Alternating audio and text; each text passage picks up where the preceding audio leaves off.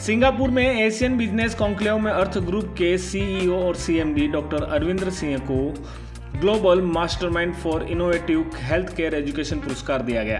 यह स्वास्थ्य शिक्षा की दिशा में एक बड़ा कदम है। यह पुरस्कार डॉक्टर सिंह को स्वास्थ्य शिक्षा को बदलने में उनके अद्भुत काम के सम्मान में दिया गया है, विशेष रूप से नवीन स्वास्थ्य शिक्षा में उनके अभूतपूर्व काम के माध्यम से और ऐसे स्किल्स प्रदान करने के लिए जो मेडिकल कॉलेज में नहीं पढ़ाए जाते हैं। यह पुरस्कार समारोह सिंगापुर में आयोजित किया गया, जहां भारत की पहली महिला आईपीएस अधिकारी और पूर्व राज्यपाल डॉक्टर किरण बेदी और सिंगापुर के जाने माने सांसद पुरस्कार देने के लिए वहां उपस्थित थे। उनकी उपस्थिति ने इस कार्यक्रम को और भी महत्वपूर्ण बना दिया और दिखाया कि डॉक्टर सिंह दुनिया भर में स्वास्थ्य सेवा के क्षेत्र में कितने सम्मानित थे।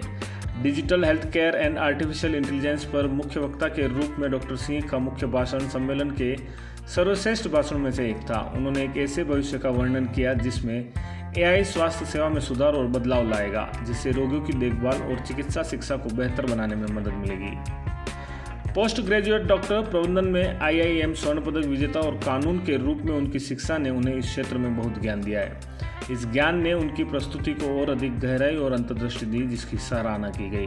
डॉक्टर सिंह ने स्वास्थ्य सेवा शिक्षण में कई महत्वपूर्ण और विविध योगदान दिए। उन्होंने लंदन में international medical board for business skills की शुरुआत की और चिकित्सा प्रशिक्षण का हिस्सा बनने में एक बड़ा योगदान दे रहे हैं। लोक स्वास्थ्य सेवा के शिक्षण के लिए इस बोर्ड के नवीन दृष्टिकोण में काफ़ी प्रभावित हैं, जो कम्युनिकेशन, मार्केटिंग, चिकित्सा कानून, फाइनेंस, आर्टिफिशियल इंटेलिजेंस इत्यादि जैसे महत्वपूर्ण हैं।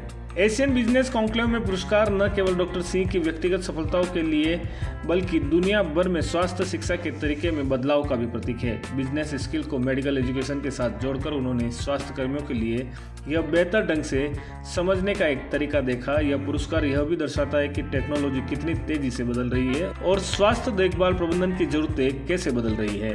डॉक्टर सिंह ने बताया कि इस नवीन दृष्टिकोण और ट्रेनिंग से भारत के डॉक्टर्स का प्रभाव पूरे विश्व में बढ़ेगा और चिकित्सा के क्षेत्र में भारत को विश्व गुरु बनने में एक मील का पत्थर साबित होगा।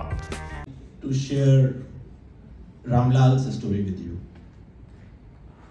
Ramlal is the person who lives in India, approximately 70 kilometers away from the city. He is a farmer.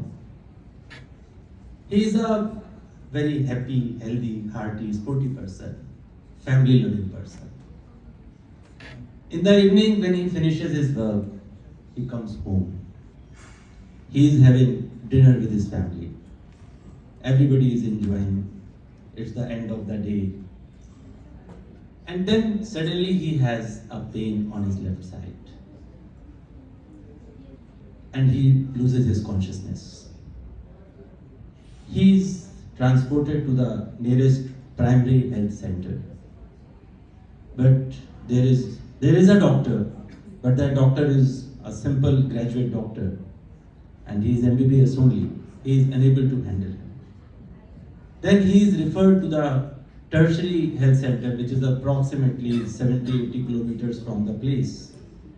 And before he reaches to that hospital, 5 minutes prior to that, his breathing stops and he is no more. And the diagnosis is acute myocardial infarction, what we say heart attack. Had he received a simple injection of anticoagulant or a heparin, life could have taken a different change. There are a lot of Ramlals in India like this. They are losing their lives. They suffer from accidents. They are unable to have a specialist service to them. So it is not possible at present for India to reach over there, to produce so many super specialists and specialists in such a short span of time. But yes, this digital transformation and artificial intelligence can help them. And collaboration of India and Singapore can go in a much, much long way. We are proud of you. Ladies and gentlemen, let's give a huge round of applause. Dr. Arvinder Singh, please be here with us and share some nice poses. I want to read about you. He's a double world record holder, a direct speaker, medical entrepreneur and coach. Arvinder, hold. Give some different poses. I have to talk about you. That's very important for me. He's classified amongst the top 50 global influencers by the American Crunch. Vande Mataram. आप सोचेंगे कि मैंने वंदे मातरम से बोलना क्यों शुरू किया। वंदे मातरम से इसलिए बोला क्योंकि बहुत खुश हूँ, और खुशी इस बात की है कि भारत को, अपने राजस्थान को, अपने उदयपुर को रिप्रेजेंट कर आया हूँ एशियन बिजनेस कॉन्क्लेव सिंगापुर में। और ना मैंने सिर्फ भारत को रिप्रेजेंट करने में सफल हुआ, बल्कि वहाँ से अवार्ड भी लेकर आया, global master mind award for health care education. तो अब बड़े सारे भारी टर्म्स हो गए, बता देता हूँ कि ये है क्या। कि हमने अभी हेल्थ केयर एजुकेशन को, ताकि पेशेंट्स की बेहतर केयर करी जा सके, पेशेंट्स को बेहतर सेवाएं मिल सकें, उसके लिए एक एजुकेशन प्रोग्राम लॉन्च किया हेल्थ केयर प्रोफेशनल्स के लिए, और इसको बहुत बड़े स्तर पर सराहा गया। और लंदन में हमने international medical board for business skills बनाया, उसका रिकॉग्निशन हुआ, और एशियन बिजनेस कॉन्क्लेव से बुलावा आया। और वहाँ पर हमने बात करी कि digital health care and artificial intelligence को हम कैसे इंटीग्रेट कर सकते हैं हेल्थ केयर प्रोफेशनल्स के लिए, ताकि हम गांव-गांव, गली-गली जहां पर डॉक्टर नहीं पहुंच सकते हैं, फिर भी सुपर स्पेशलिस्ट की सेवाएं वहां पर दी जा सके। तो इस कंसेप्ट को रिप्रेजेंट किया और इसको बहुत सराहा गया। और माननीय किरण बेदी जी, जो कि फर्स्ट आईपीएस ऑफिसर रही और जिन्होंने एज अ गवर्नर काम किया हुआ है अपने भारत देश के लिए, तो उन्होंने मुझे अवार्ड दिया। इसके अलावा सिंगापुर के पार्लियामेंटेरियंस और भी वहाँ के बड़े सारे लोग मौजूद थे।